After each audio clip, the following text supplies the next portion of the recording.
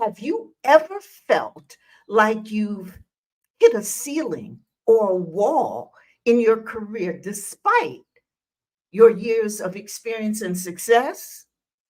Or maybe you're just sensing that it's time for a change, but you're really not sure how to make it happen.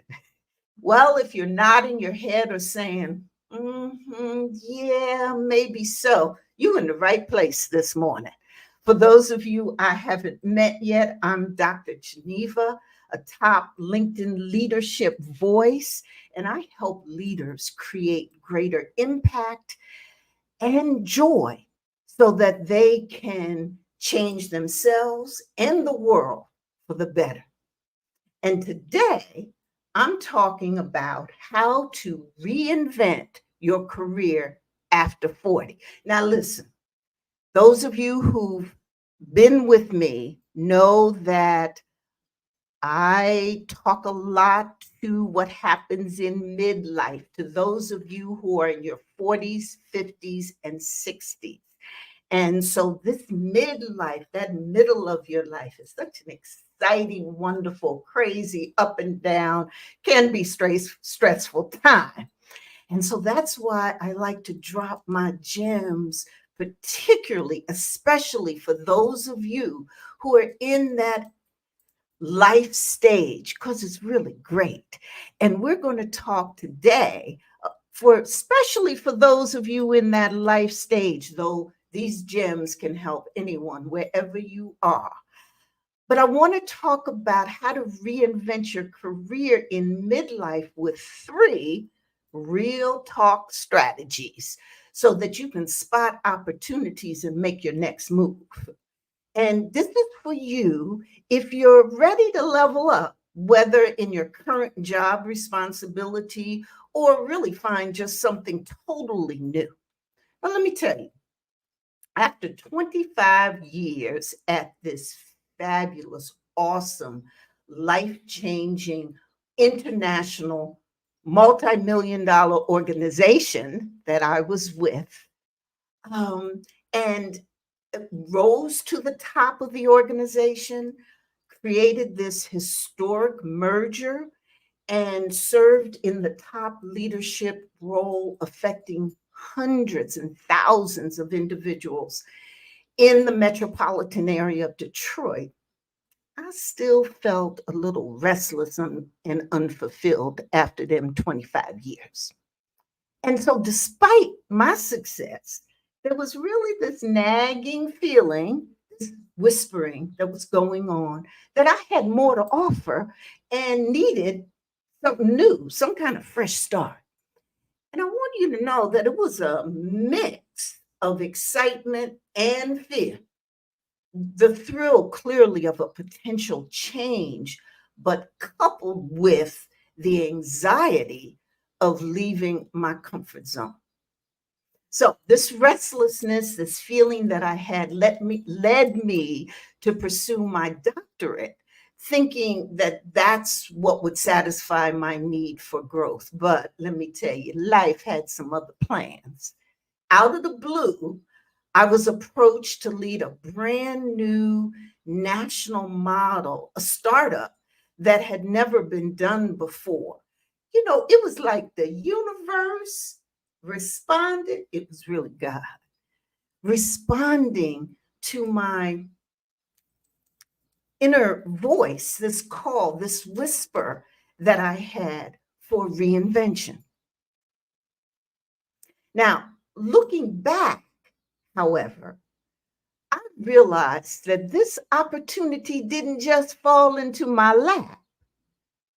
It resulted from specific actions I had taken, steps that positioned me for transformation and new opportunities. And that's what I want to talk to you about today. Those are the gems that I want to drop and leave with you. This notion that we can and should position ourselves for those new opportunities, for those new things we want. So I'm going to give you 3 strategies, but stay with me till the end because I got a bonus one that this morning when I thought about it, I said, I got to put this one on the list too. But I told y'all three. So I'm going to give you some extra value. And if you, as we go along, feel you're really getting value and you want to dive deeper, or you're trying to figure out what your next steps are, DM me. Tell me about it. Let's have a conversation. You can find me on all platforms at Dr. Geneva Speaks. If you're on LinkedIn, you can DM me. All right. Now, why, Dr. Geneva, are we talking about this? Why is this important? Well, many of us who are in midlife leadership roles, whether that's nonprofits or businesses or organizations, we're often juggling those things we want in our career aspirations, with a bunch of personal stuff that be going on in our life. Maybe it's you're dealing with empty nest syndrome. Your children have left, and on one side, that's a good thing, because they're out there, they're independent, they out your pocketbook like mine are. But it kind of like leaves you saying, okay, so what do I do now? I've been mom all this time, or I've been dad all this time. Okay. And maybe you're caring for aging parents or other loved ones, or maybe you're going through some health challenges. Perhaps you've recently moved to a new city, going through a divorce, or are coping with some kind of significant loss. The point is that in midlife, we come upon all these transitions that we didn't experience when we were teenagers in the 20s and even 30s. Okay. And these are challenging us. And at the same time, we're trying to figure out, well, what's next in our career? Where do we go next? How do we do it? And so, what I want you to really focus on is that while often challenging, these transitions that we experience can be powerful catalysts for growth and reinvention. In fact, sometimes when we're at our lowest, we often find the strength to figure it out, to rise and transform. That is why I want to come to you talking about these subjects of reinvention and transition and change as a leader, or as the leadership roles that you have. Because if you can navigate them better, then you can transform and change yourself for the better. And if you're in a leadership role, that means you can go out there and make the world a better place, which is my motivation. That is to help leaders, to help folk in leadership positions be the best they can be, so they can help make this world better. So I spend a lot of time talking, and today's subject really is encouraging you, inviting you to leverage transitions that you're going through, position yourself, see the stage that you're in as opportunities rather than obstacles, and go on and unlock new potential in your careers and life. And this isn't just about finding a new job. Really, it's about aligning your career with your evolving passions and your values, and creating an authentic and fulfilling life, especially during or after significant life changes. So I want you to remember that your wealth of experience is invaluable, and by reinventing your career, you can improve your own life and position yourself to make an even greater impact in your field that you're in now, or in a new one, because you have so much to offer. The world needs your wisdom and skills more than ever. Now, before I dive into our strategies, I need to make something clear to y'all. Career reinvention doesn't always mean leaving your current job or organization. Napoleon Hill, who's one of my favorite authors, he wrote Think and Grow Rich. He talked about how our biggest opportunity might be right where we are right now. I know when I started my career, I moved in 6 or 7 different positions in the same organization. And that led me to eventually heading that organization. So sometimes reinvention means finding new ways to grow, contribute, and find fulfillment in what you're doing right now, your current role. It might involve taking on some new responsibilities or shifting perspectives or just applying your skills in different ways within your existing organization. Okay. So the strategies we're about to discuss can be as powerful for transforming your current position as they are for transitioning to a new one. Okay. So the goal is to make sure that your career is aligned with your evolving passions and skills and your life circumstances and what you want to be. Okay. All right. So let's hit it. Strategy number one for really powerful strategy number one to help reinvent your career and seize those new opportunities is to embrace your midlife edge. Now, let's bust a myth right now as we talk about this. Age is not a limitation, it is an asset. And your midlife edge, that means if you're in your 40s, your 50s, 60s, I'm telling you, you got an edge. You know, they talk about competitive edge. Well, this is yours. This midlife edge is a powerful combination of experience, wisdom, and finely tuned judgment skills. These superpowers. In midlife, you've developed a unique set of strengths. You can navigate complex interpersonal dynamics because you've been through it and you've done it. You've weathered numerous changes and you know how to pivot and adapt. Your years of experience have honed your ability and your skill in tackling a lot of different complex stuff that be going on. You've likely mentored others in your career, so you know how to inspire teams and other people. You can see the big picture in ways that younger professionals might miss. So, all of these things I just talked about are emotional intelligence, adaptability, the ability to problem solve, your leadership skills, perspective, and on and on and on. And these skills make you a valuable asset in any role or industry because that's what everybody's talking about now that they need. So here's a couple things that you can do to embrace your midlife edge and make sure that you bring that to the fore and that you use it. Okay. One is I want you to list 5 unique strengths you've developed over your career. Mhm.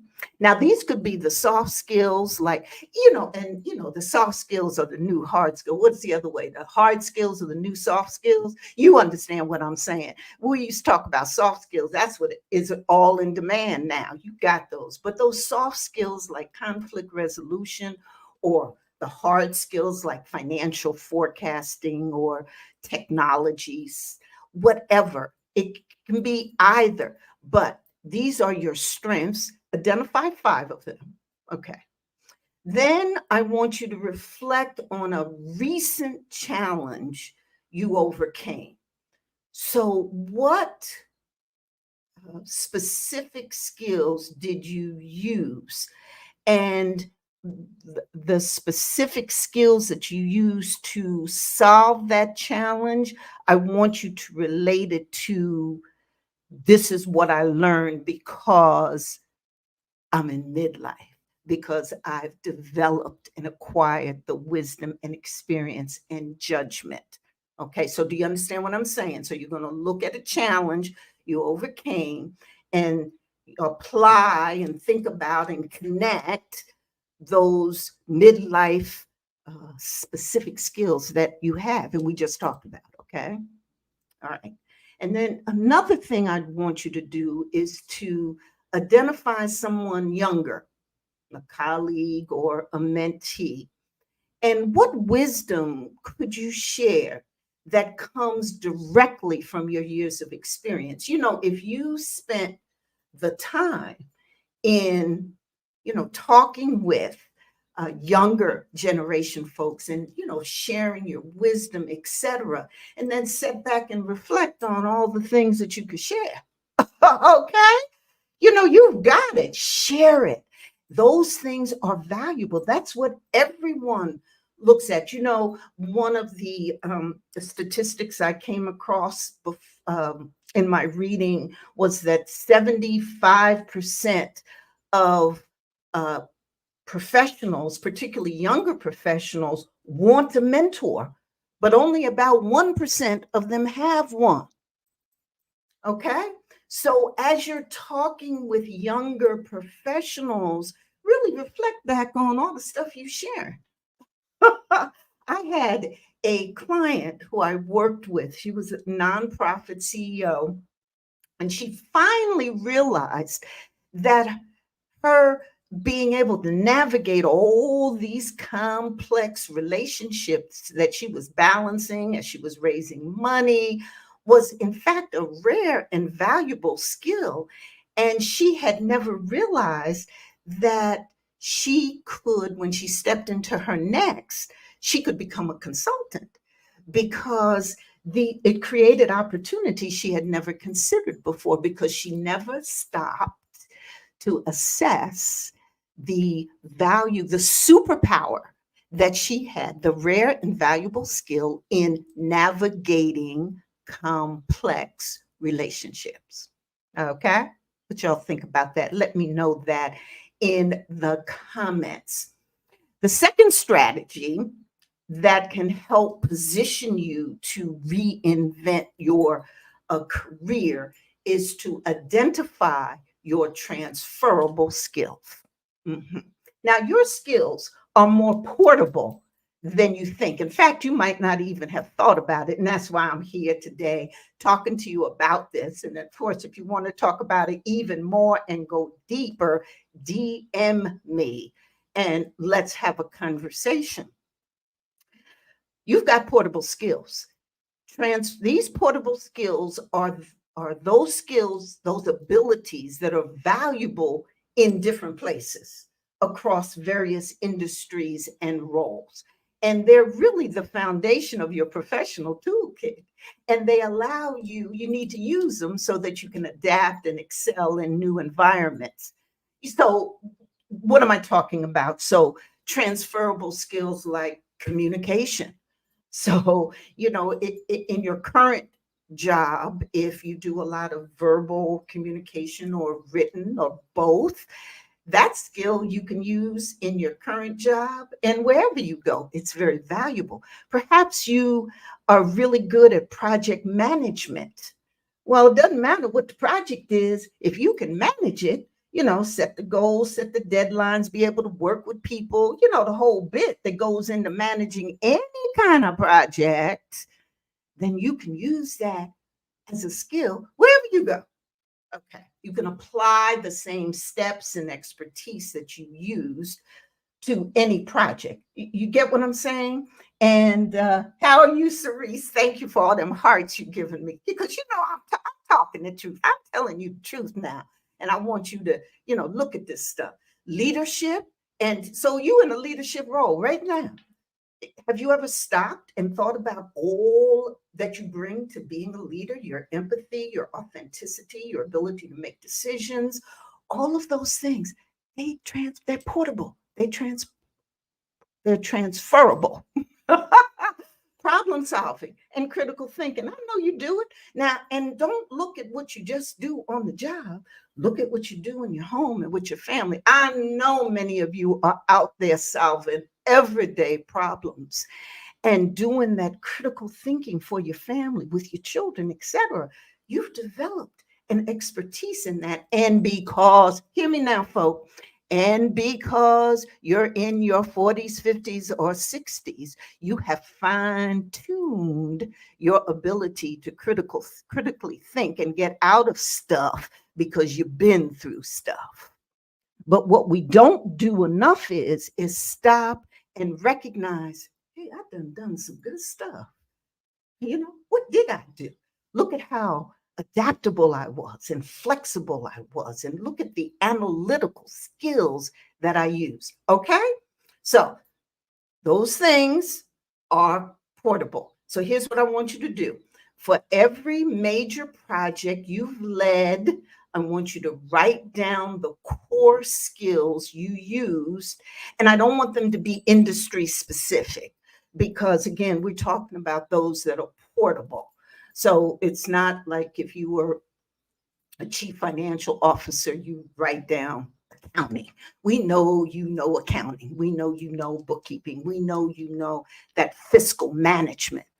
But if you can also use your analytical skills to work with others and teams to solve problems, hey, you can transfer that. You got it? Okay. So things like strategic planning, team leadership, crisis management, those things are golden and transferable. The second thing I want you to do is to look at the job descriptions in the industries or new fields that you're interested in.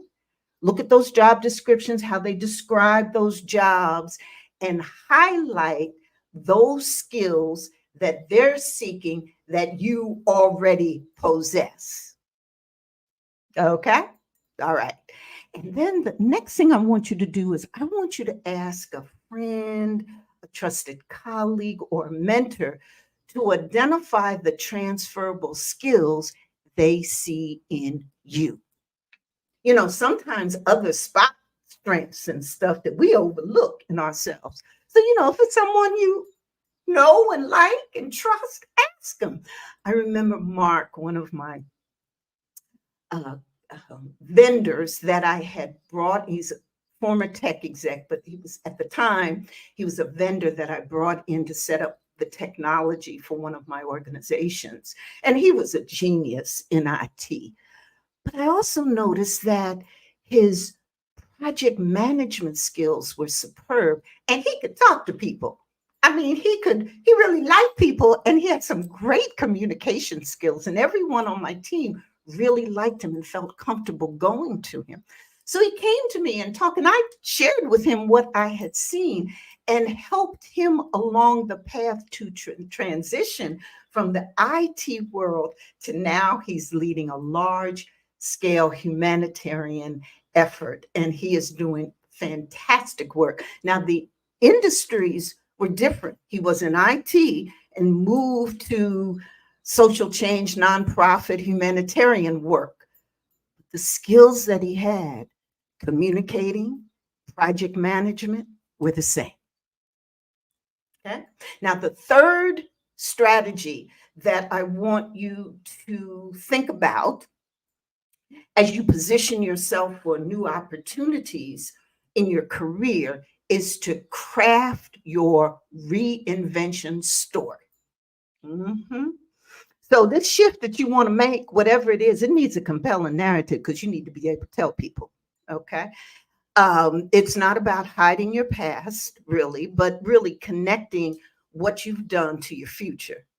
And your reinvention story bridges your rich history that you have, that you've gained through all this time. It connects, it bridges that with your next exciting chapter. And it involves really identifying the common threads throughout your career. Let me just take a sip of water here. Okay, I'm into it. I got to drop these gems. I'm just okay. So when you're crafting your story, what you're doing is you're identifying the common threads throughout your career.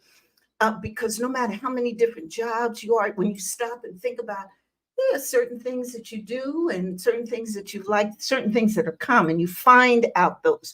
You highlight how your past experiences have prepared you for your next move. And figuring out the why, and you articulate this as you craft your reinvention narrative. And you also demonstrate how this unique perspective, because it's your story. No one else has a story like you do, so it's unique. And how you can bring your unique perspective to a new role. Okay? And so what I want you to do is to write a short paragraph that links your past experiences to your desired future role. And I want you to focus on the why behind that transition. And practice, I also want you to practice telling your story out loud. Say it. Time yourself and aim to convey a lot of the key points in a couple of minutes. And then share this narrative that you've created, this reinvention story, which is your story, with a trusted friend or family member. Again, someone you know, like, and trust. And ask for feedback on whether it makes sense, this clarity and impact. Let me tell you, when you are, as you position yourself, as you're talking to others, as you're making those moves in your career reinvention, having your story, your narrative is so key. When I transitioned from United Way, my organization I'd been with for almost 3 decades, to a brand new, never been done before startup, my story, my narrative wasn't about leaving nonprofit work or anything in terms of my glorious past. What I really talked about more was how I was stepping in to leverage my experience to create a broader impact in a new, innovative way. So we build on what we've done, and then we tell that story. So those are the 3 strategies to position yourself for the new opportunities if you're looking to reinvent your career. But as I said, I do have a bonus strategy, and I want to lay that one on you, because again, this morning when I got up and I said, oh, I have this conversation, I said, ooh, I didn't talk about, and I have to. So this bonus gem that I want to lay on you in developing and finding those new opportunities, create your own opportunities. That's the bonus strategy. Because sometimes the best opportunities, excuse me, are the ones we create ourselves. Opportunities just don't happen. We can, in fact, create them. And this strategy is about being proactive and taking the initiative to shape your career path and take control of your career destiny. And being innovative, proactive also means stepping out of your comfort zone to shape that future. So here's what you can do to do that one. And this one has really been a favorite of mine. In fact, it's probably the one that I use the most or have used the most. So here's a couple things you can do. First, volunteer for new projects within your own role. Step up for projects that stretch your skills and increase your visibility. I mentioned to you when I was first came into the organization I was with for years and years, I was in 5, 6, 7 different positions throughout the organization. I was always trying to hop and identify and volunteer for some new stuff. And it positioned me as someone willing to take on challenges, and also positioned me as a leader who would step up. So you can do this and look for cross-departmental initiatives or task forces where you can offer your unique expertise. Propose new initiatives is another way. Become a problem solver in your own organization. Identify areas that could benefit from innovation and improvement, and develop new proposals for projects, departments, or roles that address these needs. And by showing this innovation and creativity, you can carve out this niche for yourself that really didn't exist before. And then another way that you can create your own opportunities is to start side projects. What do I mean by that? You can launch your own personal venture or initiative that showcases your skills and passions. Now, this could be anything from writing a blog on industry insights or starting a podcast, perhaps on leadership. Hey, you can start doing these lives. But this serves as proof of your capabilities and shows that you're willing to and you can open new doors to new opportunities, these side projects. Remember that creating your own opportunities is about being the architect of your career. It's about seeing possibilities. I remember in my career, I created this opportunity when I had really just started. And I was a community planner and I was working with the governor's office on urban affairs on several projects. And I noticed how they really valued the deep community insights that I brought from my work with United Way. And that's what United Way was. It was, very connected to the community. And so seeing this, there was perhaps an opportunity for mutual benefit. I proposed this 1 year loan executive assignment and they agreed to do it. And it allowed me to work directly with the governor's office on urban affairs while remaining an employee of my current organization. And it was an opportunity I created simply by recognizing that I could add value, seeing a problem that could be solved, figuring out how can I bring value and add help to something, and moving and just creating my own opportunity and suggesting an innovative solution. Now, that experience and connections and networks that I gained from that year was extraordinary. And not only did I gain that experience in the public sector, but I made connections all across the state and expanded my professional network in ways that I could never imagine. So step out there, create these opportunities. Again, these days, and particularly on social media, you can create what you want to. So in closing, my friends, my leaders, I want to just tell you that renovation, now you can see it's getting career renovation, reinvention. It's not about starting from scratch. It's about leveraging your wealth of experience in so many exciting ways.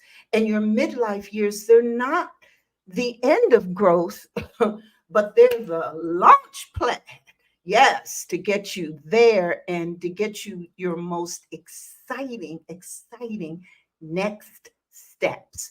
So those are the gems I want to leave you. I hope you found value in this. Are there questions or comments or things you want to ask me? Again, remember that you can position yourself for the new opportunities, that being intentional about your career is what matters. And if in fact you're intentional, hey, you can create it. You're welcome, Nicole. Thank you for being here. Please join and share this replay. Hello to all my replay friends. Share this with folk that you know could use it. And we've got a LinkedIn user. I didn't see, let me see. Need to stop and think. That's right. You've acquired so many skills. And so often we don't take the time to do just what this LinkedIn user said. Stop for a moment and reflect on all we got. How you doing over there in TikTok? You all got any questions for me? How's it going? All right. Well, I know there's so many comments. Thank you all for joining. I love the fact that you're here. Oh, yes. Thank you, Dr. Pierce, as always. You're such a blessing to me. I appreciate you. Want to remind you. Oh, Rain said, oh, thank you. A live workbook. Oh, I've never thought about it like that, but I appreciate you saying that. Thank you so much. And if you want more, hey, DM me. I'm on all social media platforms at Dr. Geneva Speaks. I coach one-to-one. So if you want to have conversations with me and change your life, hey, DM me. I also consult with nonprofit organizations because, I know everything that there is about nonprofits. Not because I'm bragging or ego, it's just that I've been through all the failures, the ups and downs, and been in nonprofitdom for 30, 40 years. And so for those of you who are in nonprofits, healthcare organizations, educational institutions, and want to have conversations, need help with your board development, strategic planning, raising money, give me a call. And I speak. I am always delighted to join folks on their podcasts or at their board meetings and keynote or facilitate groups. So, but the main thing that I love to do is come and be with you every Wednesday at 9 o'clock. Stay tuned for upcoming shows. In 2 weeks, I've promised you, and I'm going to have it. I have a fantastic friend and colleague who's going to be joining me to talk to those of you who consider yourself as introverts, yet are in leadership positions. So we're going to have a great conversation. That's in 2 weeks, but it's going to be at 12 noon instead of 9 because my friend is in California. So I'll stay tuned for more information on that. But I'll see you here next week, Wednesday, 9 o'clock, Eastern Central Time. Love you. Be that leader that only you can be.